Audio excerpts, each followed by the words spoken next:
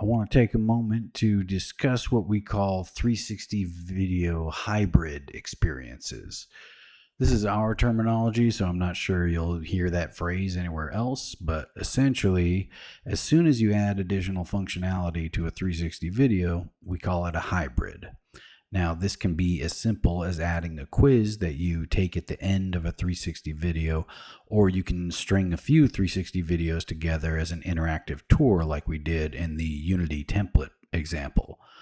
The point is, once you've increased the interaction from simple playback, if you add any buttons beyond play, stop, fast forward, and rewind, we consider that a 360 hybrid experience. The main issue is at this point you're building an app, so you've got to bring your 360 content into a game engine and set up that new functionality. Maybe you include some 3D models or what we call CGI assets. No matter what you're doing, this is going to be more complicated than just recording and editing 360 video and loading it onto the headset to watch. But this can greatly expand the capabilities of your 360 content.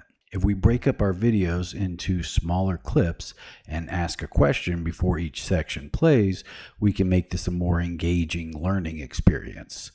In this scenario, you're supposed to walk around the truck listening for the leak. Recreating this whole scene as CGI would be a lot more work than just placing the camera next to each tire and using our 360 tour project to walk around the truck listening for the leak. Now, just because we bring in some 3D objects into a 360 video, that doesn't make it a hybrid. They have to be interactive. We rendered this 3D logo, but it's just a static layer now. We brought it into Adobe Premiere, threw a little plane to sphere filter on the rendered image, and now it's just part of the video. But if we actually brought this model into the game engine and designed it so you could click on it to get more information, then we're building a 360 hybrid experience. But we don't need CGI to make it a hybrid. If we asked what tool this tech should use next and made it so you could click either of the items at his feet, we've made a 360 hybrid experience. On the other hand, let's look at this dock scene. We didn't have the budget to take over a whole pier and shut it down for 3 days, so boats covered in shipping containers ended up hanging out in the bay.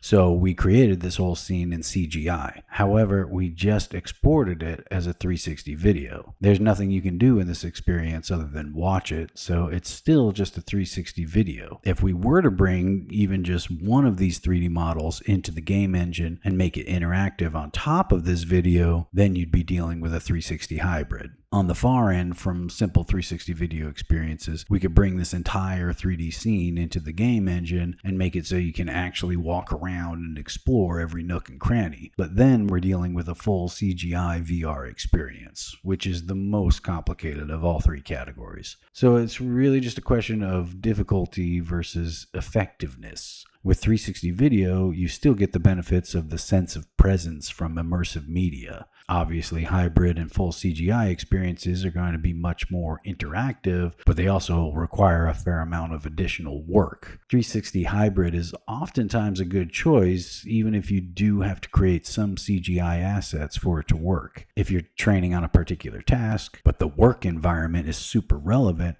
it might be easiest to film the real environment and just make the interactive 3D models necessary for practicing the task. But if you need to be able to move around the environment, full CGI is going to make navigation much less clunky. It really depends on the specific scenario to determine which of the three types of experiences is going to work best. And you don't always have to figure it out before you approach your subject. We'll often use a 360 video as a reference for recreating a scene in full CGI. In general, I'd say if you're filming with a 360 camera, record as much as possible from as many angles as you can. This will make later conversions to hybrid more accessible and might just give you enough reference material to go full CGI.